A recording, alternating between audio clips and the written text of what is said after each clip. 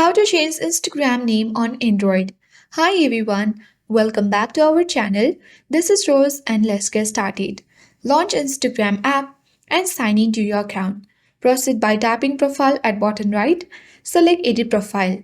You got the two option of name and username. You can easily change both of the option. Let's select name option. And here you can easily see your current name. You can delete this one and add a new name.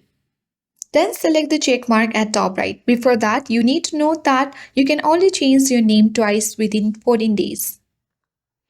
Tap on change name and you have successfully changed your name. If you wish to change your username, follow the same process by tapping the username, deleting it and then adding a new one and tapping on the check mark at top right.